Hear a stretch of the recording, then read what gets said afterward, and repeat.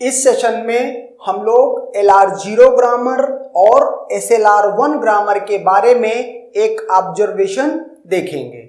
Okay, observation क्या है? Means हमने ग्रामर्स ली थी और उन ग्रामर्स को लेने के बाद उनको सॉल्व किया था, चेक किया था, आइडेंटिफाई किया था कि वो ग्रामर LR0 ग्रामर है या SLR1 ग्रामर है। ओके, और कई बार तो हमने ऐसा भी किया था कि सेम ही एग्जाम्पल था LR0 के लिए भी और SLR1 ग्रामर के लिए भी। ओके, तो उन सारे एग्जाम्पल्स को देख करके ये कुछ ऑब्जर्वेशंस निकल के आए हैं। क्या है observation? Every LR0 grammar is SLR1 grammar. Means कि अगर कोई सी भी ग्रामर, जैसे ये सेट ऑफ LR0 ग्रामर्स है, इसमें बहुत सारी ग्रामर्स हैं, G1, G2, G3, G4, Gn, n number of grammars हैं। ओके, अगर वो ग्रामर LR0 ग्रामर है तो फिर वो हर हाल में SLR1 ग्रामर होगी, क्योंकि SLR1 ग्रामर, ये बड़ा वाला सर्कल क्या है? ये सेट ऑफ SLR1 ग्रामर्स हैं। ये सारी की सारी ग्रामर्स इसमें इंक्लूड हो रही हैं, तो इसी के उसमें पॉइंट लिखा हुआ है। Okay, second point, if a given grammar is not LR0 grammar, okay, then it may or may not be SLR1 grammar. अगर सपोज करो कि कोई सी ग्रामर है जो LR0 नहीं है, मतलब वो इस सेट में नहीं है।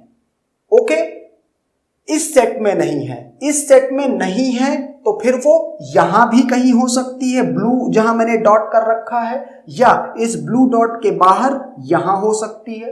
अगर ग्रामर कोई ये है, सपोज करो कि कोई है grammar GX, okay let's say, और वो तो क्या ये ग्रामर LR0 है?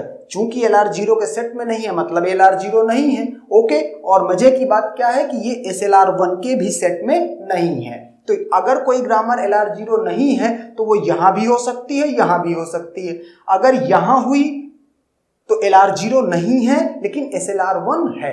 ओके, लेकिन अगर यहां हुई, यहां की कोई ग्रामर है, तो इसका मतलब वो SLR1 ग्रामर भी नहीं है।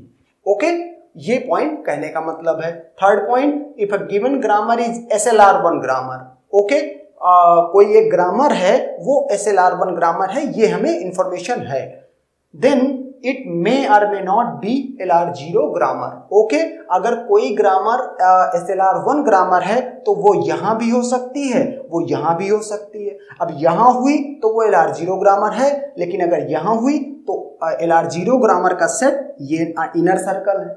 ओके, उसके बियॉन्ड कुछ यहां पर हुआ तो वो फिर LR0 ग्रामर नहीं होगी। ओके, तो इस ऑब्जर्वेशन को पढ़ने का मतलब क्या है? कई बार कॉम्पिटिटिव एग्जाम्स में इस तरह के क्वेश्चंस आते हैं। एक तो ये डायरेक्ट ऑब्जर्वेशन आ सकते हैं पेपर में।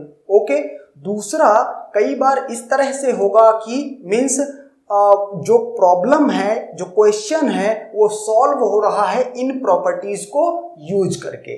डायरेक्ट ये नहीं गिवन है, लेकिन ये प्रॉपर्टी यूज करके क्वेश्चन सॉल्व हो रहा है। Okay, so in that case हमको ये लर्न होने चाहिए कि फ्यूचर यूज के लिए। Okay, and that's that.